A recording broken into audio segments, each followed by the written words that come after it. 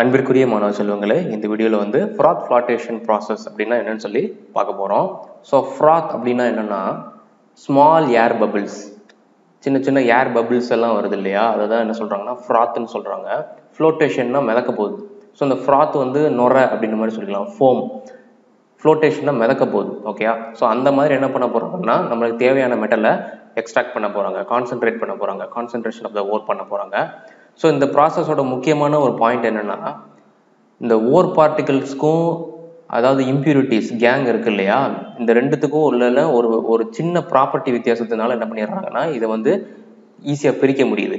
என்னன்னா இந்த மெயினாக அந்த ஃப்ளோட்டேஷன் ப்ராசஸ் வந்து பார்த்தீங்கன்னா சல்ஃபைடு ஓர்ஸுக்கு தான் என்ன பண்ணுறாங்க, இது பண்ணுறாங்க. இந்த சல்ஃபைடு ஓர்ஸுங்கும் பொழுது galena, PBS, zinc blende, ZnS, இந்த மாதிரி சல்ஃபைடு ஓர்ஸ் தான் என்னன்னா மெயினாக இந்த ஃப்ளோட்டேஷன் ப்ராசஸ் யூஸ் பண்ணுறாங்க.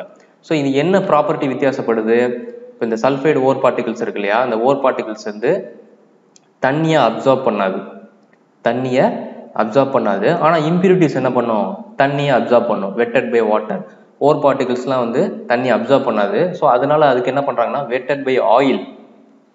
வெட்டட்னா ஈரத்தை உறிஞ்சிருது இல்லையா, ஈரமாக இருக்குது. ஸோ வெட்டட் பை ஆயில் வச்சு என்ன பண்ணிடுறாங்கன்னா ஓர் பார்ட்டிகல்ஸை வெட் பண்ணிடுறாங்க, ஈரமாக்கிடுறாங்க. இம்ப்யூரிட்டிஸ் எல்லாமே தண்ணியை வச்சு என்ன பண்ணிடுறாங்க, ஈரமாக்கிடுறாங்க. ஸோ இந்த ரெண்டு வித்தியாசமாக என்ன ஆகுதுன்னா, ஓர் பார்ட்டிகல்ஸ் வந்து தண்ணியை அப்சார்ப் பண்ண மாட்டேங்குது, ஹைட்ரோஃபோபிக்காக இருக்குது. தண்ணியை கண்டா அது வந்து தண்ணியோட ஒட்ட மாட்டேங்குது, ஹைட்ரோஃபோபிக்காக இருக்கிறதுனால இந்த ரெண்டு ப்ராப்பர்ட்டி வித்தியாசத்தினால என்ன பண்ணிடுறாங்கன்னா இந்த ஃப்ளோட்டேஷனை வச்சு என்ன பண்ணிடுறாங்க, கான்சென்ட்ரேட் பண்ணுறாங்க. ஓகே, எப்படி பண்ணுறாங்க? ஃபர்ஸ்ட் எடுத்தோடனே நல்லா க்ரஷ் பண்ணிடுறாங்க. நல்லா வந்து க்ரஷ் பண்ணி கிரைண்ட் பண்ணிடுறாங்க. அந்த ஓரை வந்து ஃபுல்லாக க்ரஷ் பண்ணிடுறாங்க. க்ரஷ் பண்ணி இந்த ஃபீடுக்குள்ளே என்ன பண்ணிடுறாங்க, உள்ள பார்ட்டிகல்ஸ் இது பண்ணிடுறாங்க. அதுக்கப்புறம் என்ன பண்ணுறாங்க, ஃப்ராத்திங் ஏஜென்ட்டை வந்து இது பண்ணுறாங்க. இது கூட ஃப்ராத்திங் ஏஜென்ட்னா என்னென்னா, இந்த நொரை இருக்கு இல்லையா, அந்த ஸ்மால் ஏர் பபிள்ஸ்னால் நல்லா நுறையா தள்ளுறதுக்காக வேண்டி பைன் ஆயில் அல்லது யூக்கலிப்டஸ் ஆயிலை வந்து யூஸ் பண்ணுறாங்க. அது எது கூட மிக்ஸ் பண்ணிடுறாங்கன்னா இந்த தண்ணியோட மிக்ஸ் பண்ணி விட்டுறாங்க. மிக்ஸ் பண்ணிவிட்டு ஸோ அந்த மோட்டர் என்ன பண்ணுதுன்னா இப்படியே சுற்றும் பொழுது இந்த கீழே இந்த ஸ்டிரர் வந்து என்ன ஆகும், இந்த இதோட சேர்ந்து சுற்றும். கீழே இந்த ஸ்டிரர் வந்து சேர்ந்து அப்படியே சுற்றும் பொழுது என்ன ஆகுது, அப்படியே நுர தள்ளி அப்படியே ஏர் பபிள்ஸாக ப்ரொடியூஸ் ஆகுது.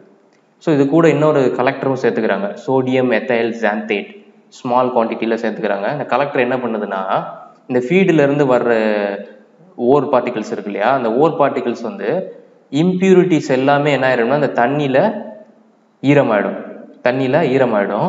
மீதி இருக்கிற அந்த சல்ஃபைடு ஓர்ஸ் இருக்கு இல்லையா, அந்த ஓர் பார்ட்டிகல்குள்ள இருக்கு இல்லையா, பிபிஎஸ், ZnS, இதெல்லாமே என்ன ஆயிடும்னா இந்த கலெக்டர் மாலிகுல்ஸ் என்ன பண்ணும்னா அது கூட உள்ள அப்சார்ப் பண்ணிடும். இந்த பைன் ஆயிலும் இந்த கலெக்டர் என்ன பண்ணிடும்னா இந்த பிபிஎஸ், ZnS வந்து அப்சார்ப் பண்ணி ஏர் பபிள்ஸ் அப்படியே மேலே தூக்கி கொண்டு வந்து மேலே ஃப்ளோட் பண்ணும், மேலே மிதக்கும்.